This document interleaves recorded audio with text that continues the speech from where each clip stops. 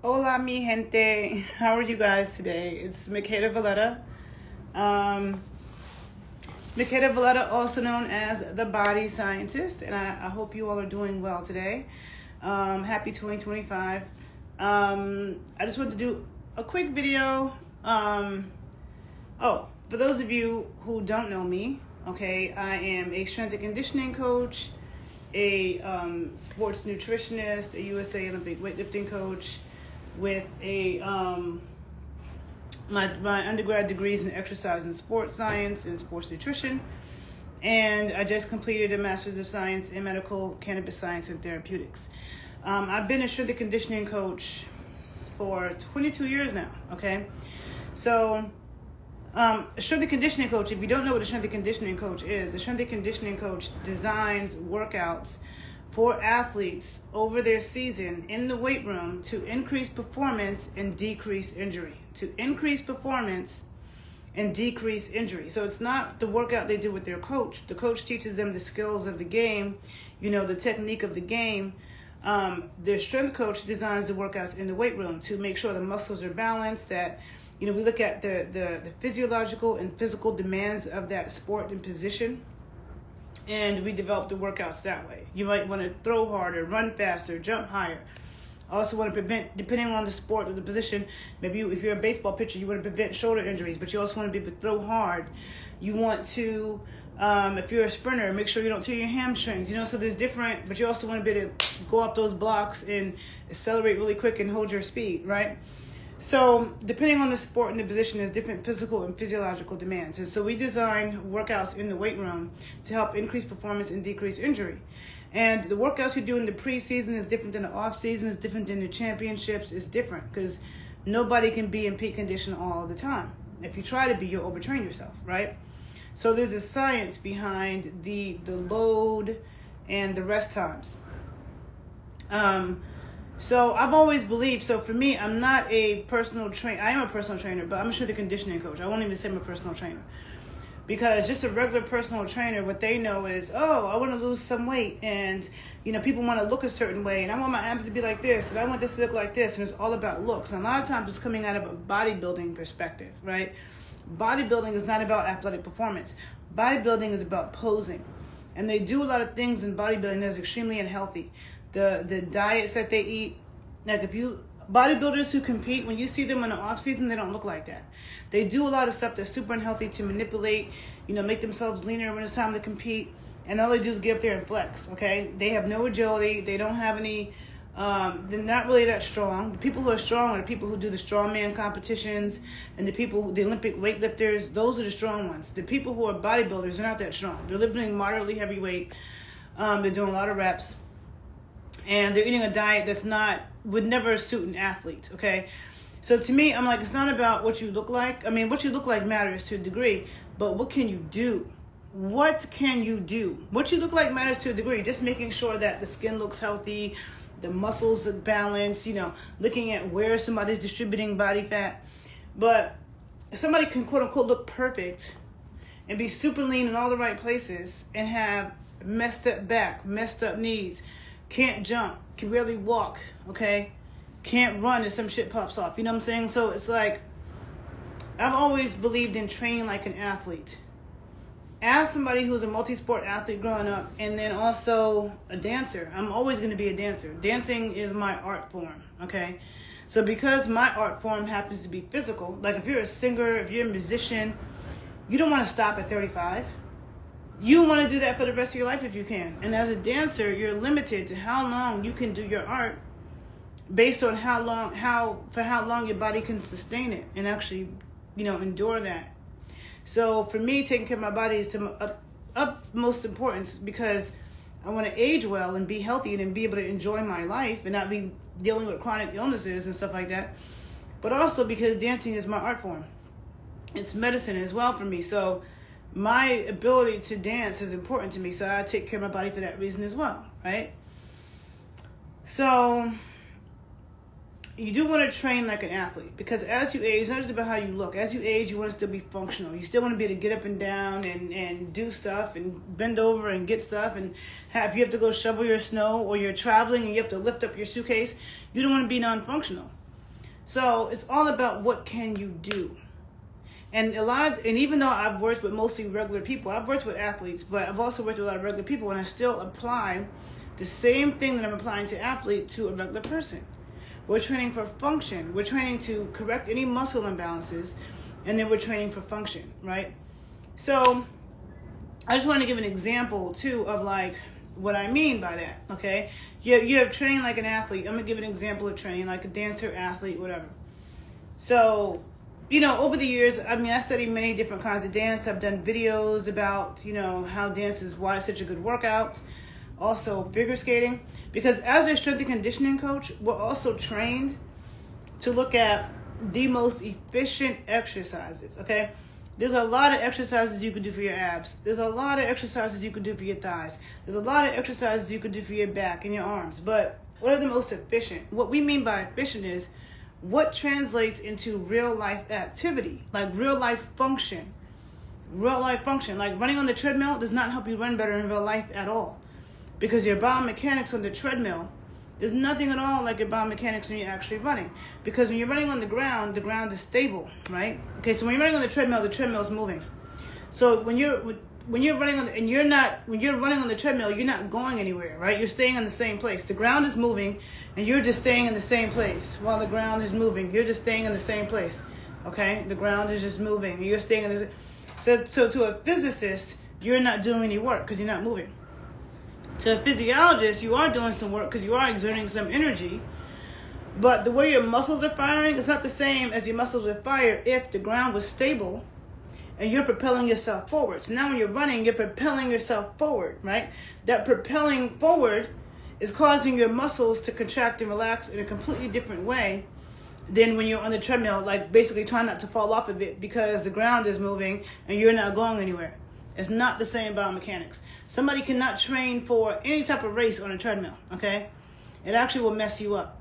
So when we say efficient, we're talking about exercises that actually translate into real life activity. Like when I was pole dancing a lot and I'm about to get back on the pole, I'm thinking, what is the benefit of this? Being able to climb a pole, you never know if you could be hanging for your life one day. You need to pull yourself up, and a lot of people cannot do pull-ups. And I could train pull-ups in the gym all day. I wasn't able to do a few pull-ups and really get strong like that until I started pole dancing. And then you can like pull yourself up. That's a skill that you want to have. That could be a survival skill. That's an important strength, right? Having strong legs, an important strength. The ability to jump, important. The ability to go from standing still to out, important. You never know when there could be an emergency. You got to go. You got to be out. You got to go haul ass, okay? You need to be able to run fast. Being able to jog, that's not important. Being able to jog slow for miles, that's not important. Being able to go from 0 to 100, from standing stagnant and then sprinting and being explosive, that's important. A dog could be chasing you, could be like the stuff that happened in New Orleans the other day. Cars driving through the street, people coming at you. You don't never know when you have to run, right? So you want to have good knees, you want to have strong legs, good balance, good ankles, So you're only as strong as your weakest link. So, for me, I'm in New York right now, so on Friday, okay, so back when I used to have more time, okay, because taking dance classes is time consuming and it costs money. So there were times when I would be 3 hours a day. I take 2 dance classes a day for years. For a couple of years, I did that. And so I was spending the money on the classes and the time. And I was lucky enough to have clients that would meet with me around that schedule. So that is, a lot of people can't get through 30 minutes of these classes. It's so intense. They can't get through 30 minutes of it, let alone an hour and a half, let alone 3 hours, okay? And then also go to the weight room, because as an athlete, if you playing your sport is not enough. When people think, I play basketball all the time, I don't need to lift weights, or I play football all the time, I don't need to lift weights, or whatever sport it is that you do all the time, you feel like you don't need to lift weights because you play this sport. Wrong. Because that sport can cause imbalances in your body. Every movement we do, sports, even in our regular life, it can cause imbalances in the body. You're doing repetitive motions on one side. You might be, whatever. It causes imbalances. And you might already have imbalances from previous injuries or whatever issues. So just playing the sport itself, in that sport, or as a dancer, that dance puts stress on your body. Muscles, strengthening the muscles and stuff like that helps to counteract that stress. It helps to counteract that stress. And as we're aging, we lose muscle, right?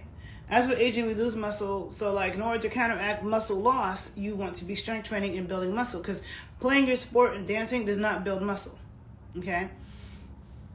So it's a different type of training. So it's like no matter what sport you play, even figure skaters, okay?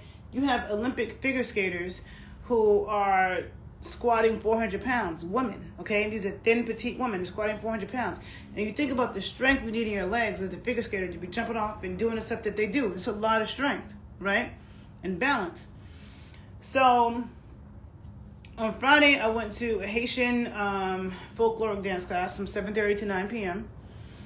It was very intense. Okay, I always say Haitian dance is my yoga because you're in these really, you're in like yoga positions, except your hips are undulating, okay? Your shoulders are doing something, and your head is doing something too. It'll be going through your head. Your arms are, your footwork. So your consciousness in all these places, everything's moving to different drums. It's really intense, okay? And as a dancer, one thing that makes training like a dancer different than an athlete is dancers always have to make things look perfect. And you have to make it look exactly like what the dance teacher is telling you, or the choreographer is telling you it's supposed to look like.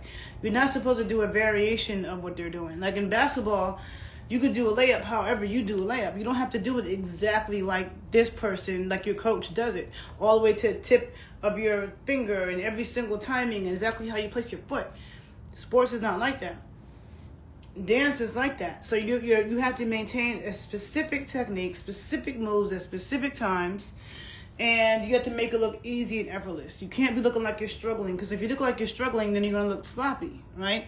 So that's it. And dance really teaches you how to breathe, and really like when you feel like you are going to pass out, you still have to make it look good. You don't want to be looking like you're about to die. That's not, you know what I'm saying? So that's one of the things that makes dance unique.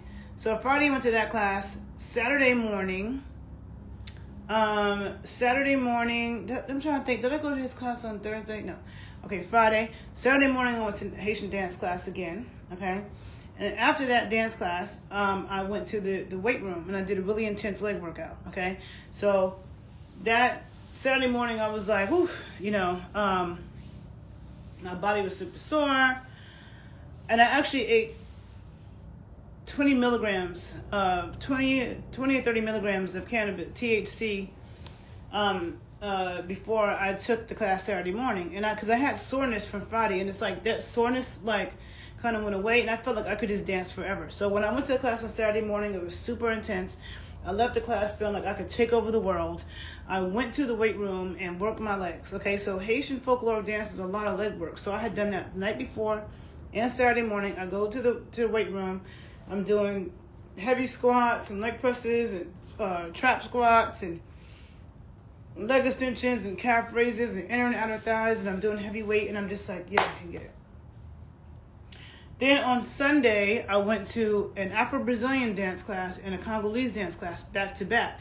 So that was 3 hours of intensity, of footwork. My legs, samba, you're doing all really fast footwork. My legs felt they were going to burn off. I hadn't done samba in a long time.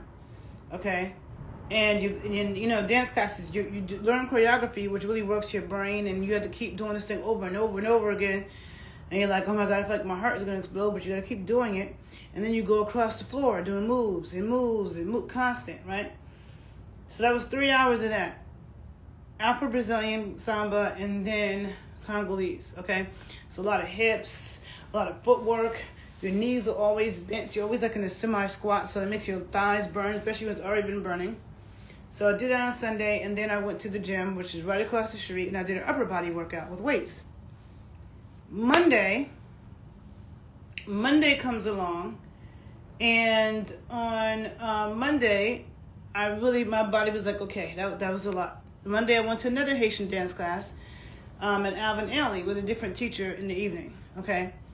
So, and then Tuesday, Wednesday, I rested. Today is Thursday, so I'm about to go to the weight room again, and then today I'm going to do my legs in the weight room first, and then I'm going to go to the dance class. Now, when it comes to order and how you do things, sometimes you want to do, like when you're training, like I said, what you do in the preseason is different than the off season and the championships.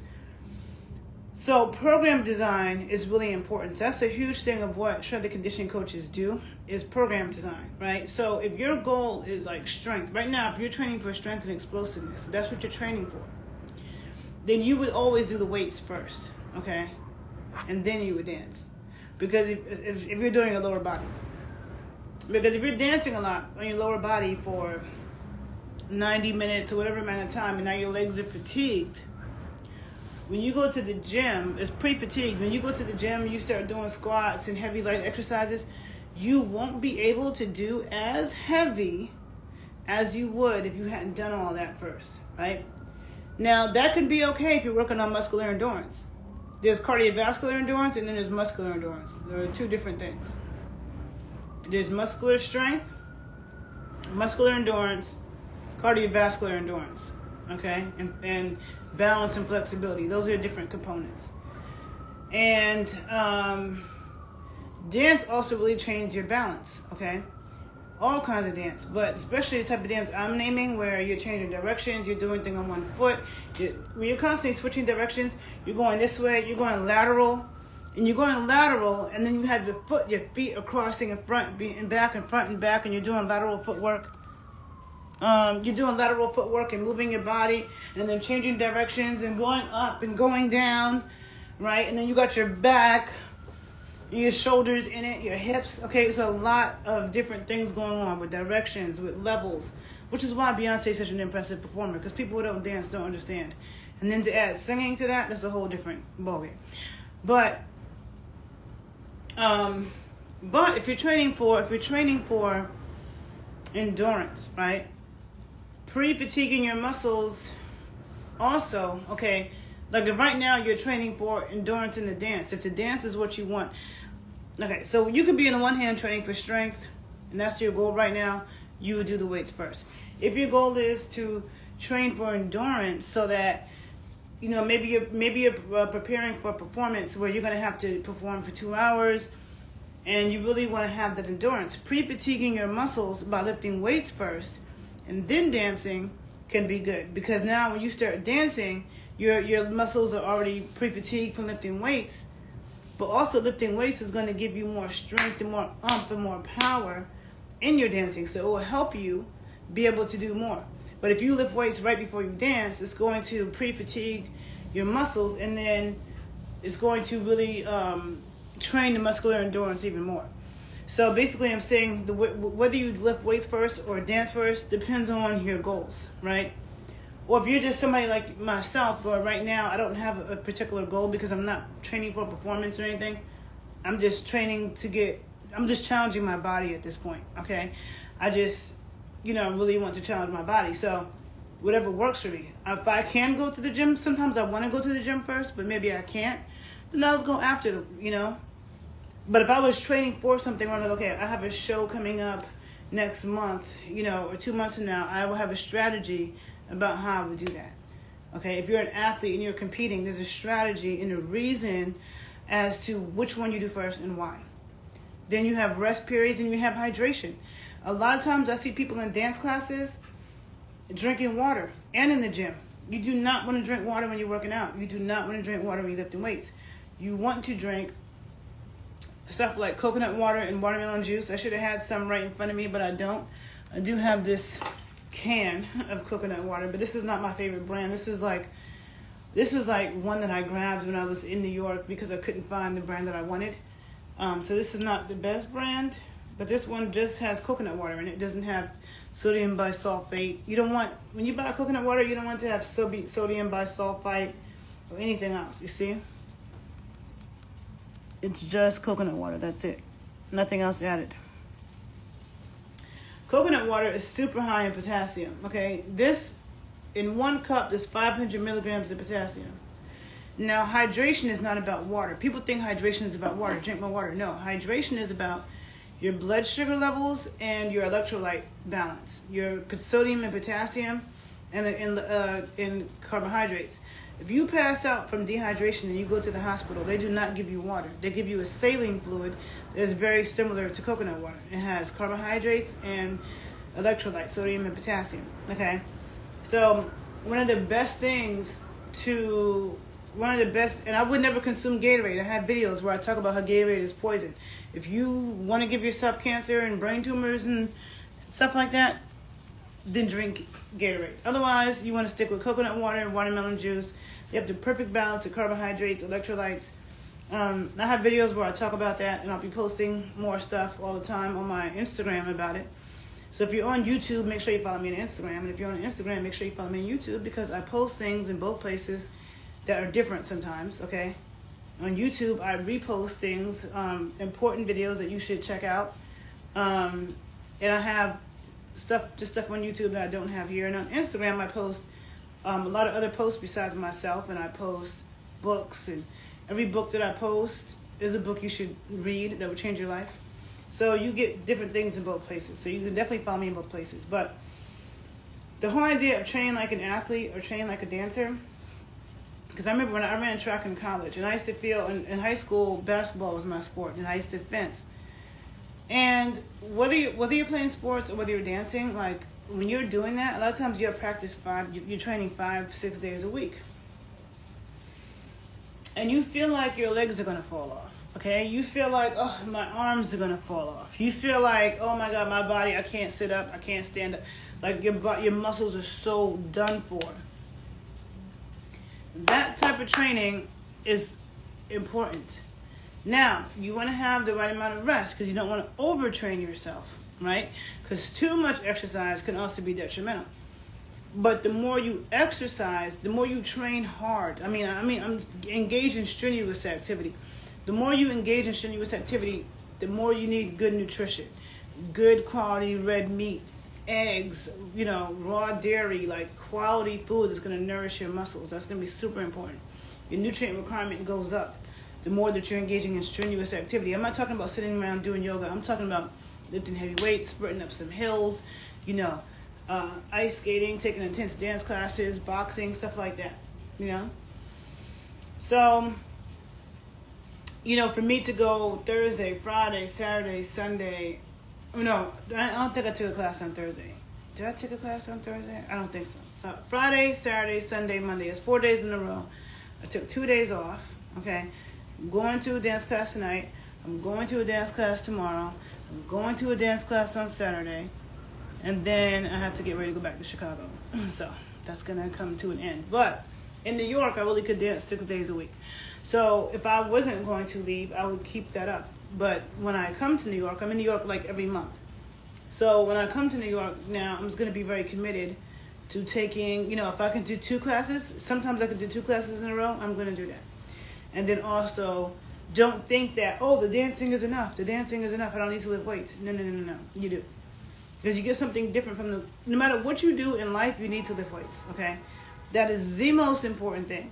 I've been saying this because, again, my undergraduate degree is in exercise and sports science with a concentration in strength and conditioning.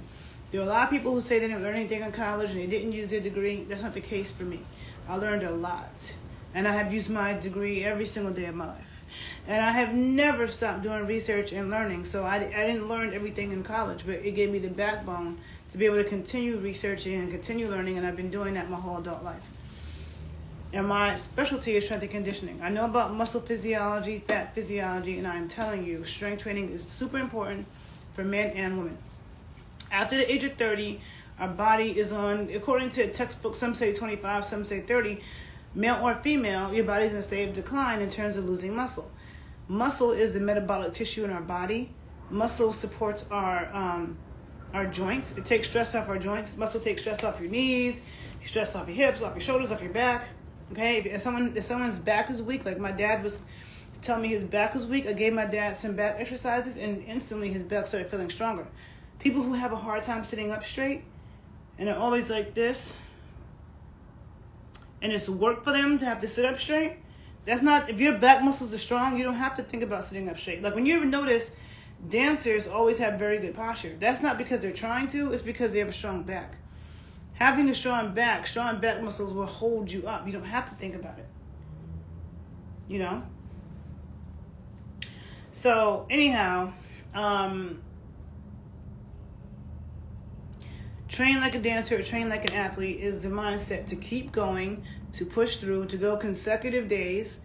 Consecutive days, not, oh, I'm going to go to a dance class or once a week. I'm going to go play basketball once a week. No.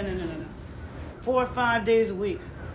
We're going to go over an hour, okay? Sometimes we're going for hours, over, repeating. You feel like your legs are going to fall off. Repeat.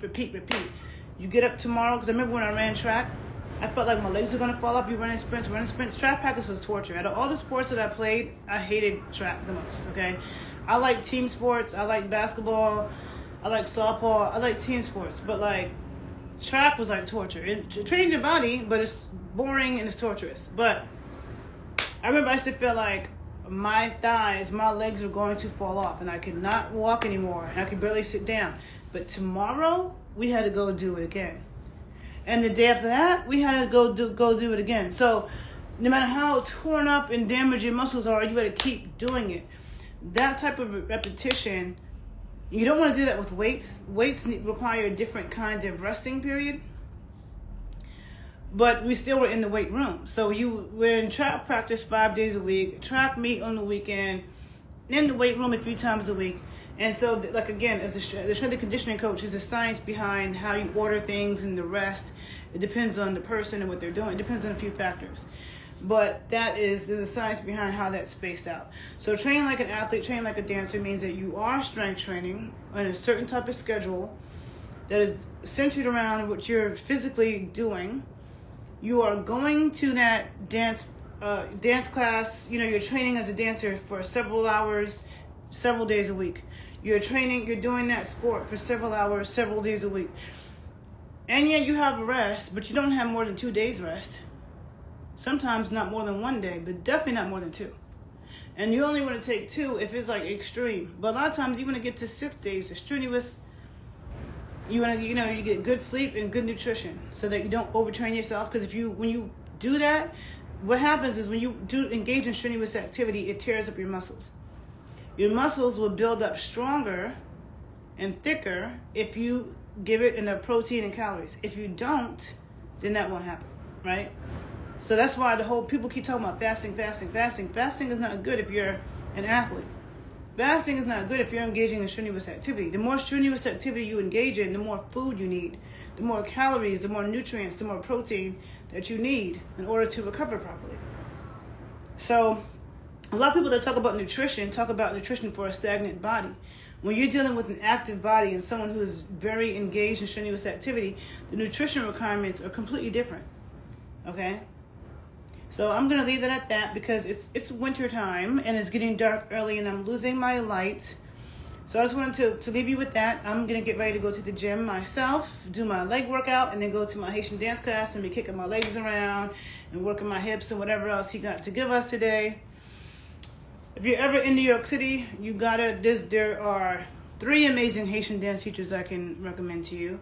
There's a great Afro-Brazilian dance teacher. There's amazing Congolese, okay? So if you want recommendations, hit me in my inbox. I'll definitely send it to you. And I hope this is where I'm going this evening, Fit for Dance, okay? Fit for Dance is a studio that's in Flatbush, Brooklyn. And I'm not going to say nothing else. I'll leave it at that. But, I'm not going to be paranoid. The Haitian dance class on Thursday nights. 7:30 to 9, and then on Saturday it's 11 a.m. to 12:15 p.m. at Fit for Dance in Flatbush, Brooklyn. And then that same teacher teaches in Manhattan at Perry Dance Geneva on 13th Street by Union Square from 7 to 8:30. So if you ever really want to challenge yourself, and men should come too, okay? Men, because the Congo is a lot of intense hip work. Very intense shoulders and hips and shaking, but the men do it too. It's not just the women. And it's important for men to also move their hips and this blood flow and move this energy. Super important for the men too. The Kundalini energy, all of that is just as important for the men to be to stir that up and mix it up and shake that up as it is for the women. I'm gonna leave that at that. And if you like the video, please like it, please share it. New videos coming soon. If you ever need help with developing workout, strength and conditioning, nutrition advice, hit me up. I work with people all the time. We can discuss it. You can email me. You can hit me here. Whatever works, okay? I hope you guys have a good day and that your year is starting off well and all that good stuff, okay? Talk to you guys soon.